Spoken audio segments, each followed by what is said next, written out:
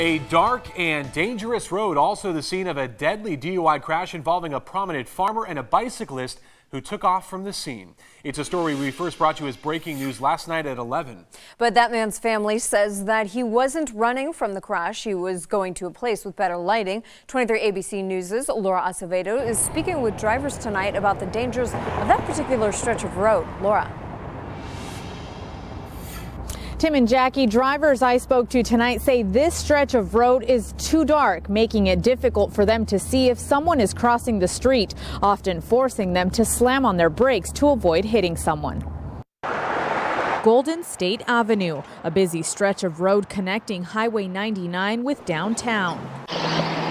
But last night it was the scene of a serious crash. They located a adult female victim down in the roadway in the westbound lanes. Police say a woman riding her bike was hit by an SUV, allegedly driven by John Giamara III, Senior Vice President of Giamara Vineyards Corporation, one of the largest grape growers in the valley. Police say Giamara was drunk at the time of the crash and left the scene, but a family member tells 23 ABC Giamara drove to the nearest location with light, the mobile gas station, not sure if he had hit someone.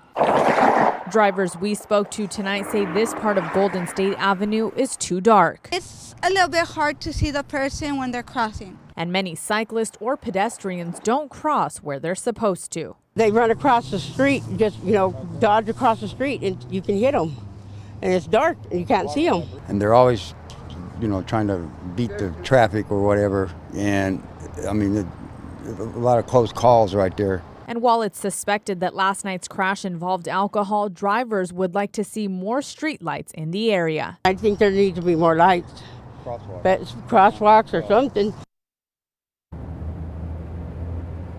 Giamara was arrested at this scene, but his blood alcohol level has not been released as of tonight, but he has posted bail. Reporting live in Central Bakersfield, Laura Acevedo, 23 ABC. New at 11 tonight, a portion of Highway 166, 5 miles east of Maricopa, closed as CHP officers investigated a deadly crash. According to CHP, 3 vehicles crashed about 6:30 tonight.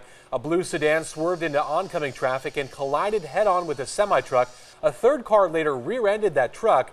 The female driver of the first car died at the scene. The drivers of the semi-truck and the third car were uninjured. Crews, as you can see here, spent a few hours cutting part of that semi off a guardrail.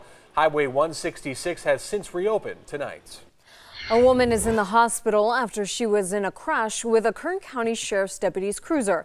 It happened just after 9 o'clock this morning at 23rd and H Street. The woman suffered only minor injuries. It's still not clear what caused the crash, and it's still under investigation tonight. Hey everyone, this is Adam Bowles with the weather. So we're keeping clear tonight and tomorrow morning, but with the low pressure system arriving tomorrow night, we can see rain arriving tomorrow night all the way until Monday, and we can even see some snow at pass level expected Thursday all the way towards Monday as well. But we did have issues with patchy fog for the morning hours today, but for tomorrow morning, we're looking crystal clear for fog conditions. Keeping clear for tonight and tomorrow, but we're starting to see some cloud cover creeping in, and that's all due to a low pressure system which will arrive for tomorrow night. And that rain and snow which will arrive tomorrow will come through, but not right now, just mostly cloudy skies. 46 right now, 44 by midnight, 43 by 2 o'clock in the morning, then only 43, keeping mostly cloudy skies by tomorrow morning. And downtown and even Tehachapi looking cold. 12 o'clock, 32 degrees below the freezing mark, 34 by 2 o'clock in the morning, then 35 for the mountain areas. And then for Lake Isabella, you're keeping pretty chilly temperatures into the 30s, 38 by 2 o'clock and 37 by 7 o'clock a.m. New developments tonight concerning staff cuts for the Kern County Fire Department because of budget cuts. The staffing cuts now being delayed. The fire department's chief speaking out. This afternoon, Chief Brian Marshall held a press conference about the potential staff cuts at stations across the county, but it's a matter of when, not if, the station cuts will happen. In the meantime, the chief stresses the continued importance of the fire department being there when someone needs them the most. We've eliminated some staff positions. We're not buying fire apparatus. We're trying to conserve all of our financial resources to make sure that we're able to answer the call. No firefighters will lose their jobs, but they'll be shifted to different stations. Right now, all fire stations remain fully staffed with 3 firefighters.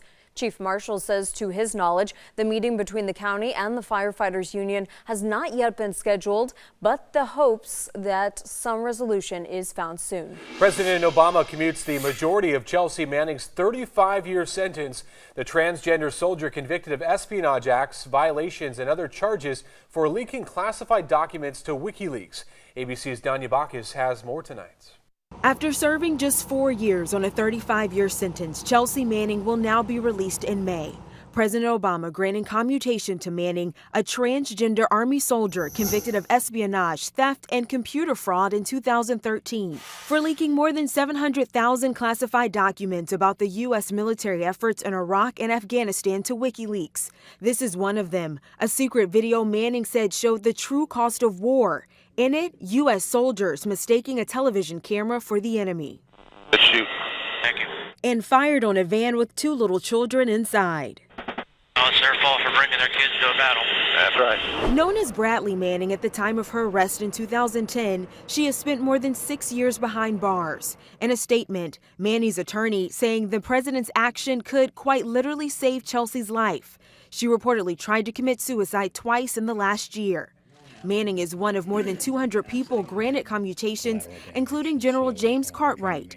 He's the former vice chairman of the Joint Chiefs, charged with lying to the FBI about a leak investigation. He was fully pardoned. The Army has not commented about Manning. President Obama has issued more than 1,300 commutations and 200 pardons during his presidency. Danya Bacchus, ABC News, Los Angeles. And Bakersfield Congressman and House Majority Leader Kevin McCarthy took to Twitter to respond to the news about President Obama's commutation of Chelsea Manning. A portion of his post saying the decision to pardon Chelsea Manning sends the wrong signal at the worst possible time. For the full statement, you can head to our website, turn223.com. The Bakersfield man who was arrested in a deadly DUI crash that killed 2 children is one step closer to trial. A San Luis Obispo County judge says he has enough evidence against Gerald Holman to put him in front of a jury. Holman drove his car onto oncoming traffic, according to police, on Highway 166 back in September, killing a 7-year-old boy and a 4-year-old girl when they were ejected from the car. He faces second-degree murder charges as well as 2 felony counts of vehicular manslaughter while intoxicated, along with other charges. Holman is expected back in court next week. The sheriff's office today confirming the body found in southeast Bakersfield after a winter storm swept through Kern County is a missing 81-year-old Lamont woman. Vivian Robinson was last seen January 5th, the same day that storm hit the county, washing out roads with floodwaters and mud. 2 days later, Robinson's car found off Edison Road, just north of Mountain View Road. Robinson's body was found about a mile west of her car. The coroner's office says Robinson drowned and ruled her death an accident. And the coroner's office confirming to 23 ABC News today, Bakersfield City Councilman Jeff Tack took his own life with a gun. Tack was found dead at his Southwest Bakersfield home nearly 2 weeks ago. And a reminder, if you or a loved one may need help, we have resources available on our website, turn223.com.